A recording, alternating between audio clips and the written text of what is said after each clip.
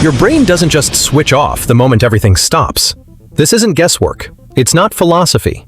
It's science that's actually been measured. In those final moments, your brain can light up more intensely than at any other point in your entire existence. Time warps.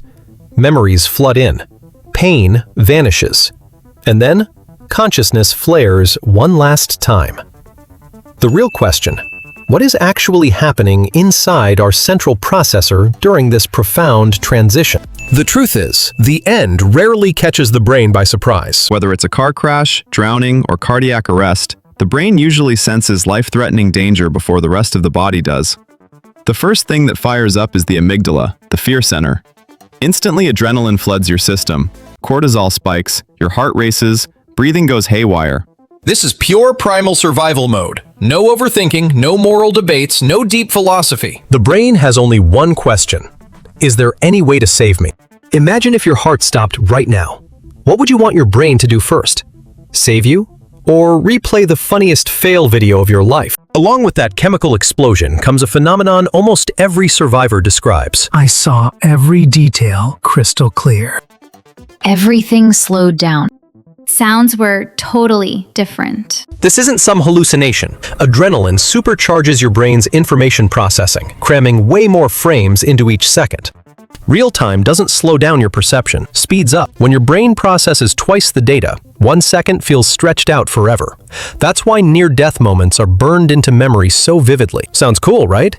But really, your brain is just zooming in at max to hunt for any escape route. If it fails, at least it films the slow-mo version for beauty. Yo, hold up. Why are you asking me that? If your heart stopped, you want your brain to fight to save you, or just replay your funniest fail one last time. Because in that ultra-aware state, the most classic phenomenon kicks in. The ultimate life review. This story pops up everywhere across cultures and religions. Science points to the hippocampus, the memory hub. Under extreme stress, the hippocampus gets hyperstimulated, dumping memories uncontrollably. But these aren't random flashbacks. The brain prioritizes emotionally charged ones, moments with loved ones, big regrets, things left unresolved. One theory says it's desperately scanning the past for survival solutions. Another is colder. The brain is just conducting a final audit of its own journey. Now you're probably wondering, what about the physical sensation? Big paradox here. We assume this moment is incredibly distressing, but tons of survivors say the opposite. Pure relief, warmth, peace.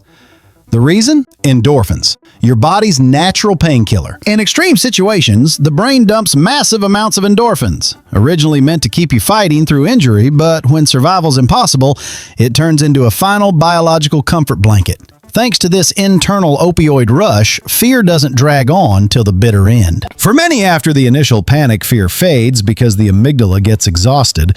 The brain switches to energy-saving mode. Instead of fighting, it lets go. That's why some people say they accepted death, not some spiritual enlightenment, just plain biology. Yet right before everything fades to black, the brain pulls off one last mind-blowing stunt that still baffles scientists. Some EEG studies on dying patients show a massive surge in gamma waves right before the heart stops. Gamma waves are tied to consciousness, high-level awareness, and linking memory regions. In other words, your brain might hit peak awareness right before it dies, like a candle burning brightest right before it goes out. This final energy explosion combined with oxygen deprivation triggers bizarre visual experiences, blinding light tunnels, floating sensations, or seeing your body from above. Science calls these hallucinations, from messed up brain signals and overactive visual areas. No supernatural stuff needed to explain it, but it's eerie how similar these reports are across so many people. After that light show, the brain finally reaches its conclusion. But there's no instant off switch. As oxygen levels deplete, neural activity gradually winds down. Consciousness doesn't vanish with a pop. It fades, glitches, then dissolves, like a radio signal getting weaker in static. Does it hurt? No, because by then, you're no longer you anymore. To this day, one huge question remains unanswered. Does consciousness completely disappear, or does it just stop being recorded by the brain? We know tons about the mechanics, but almost nothing about the final subjective experience. But one thing is crystal clear. Our brain doesn't give up early. It fights, adapts, numbs pain, and comforts you until the very last second. If your brain has any intention, it's to shield you from as much fear as possible.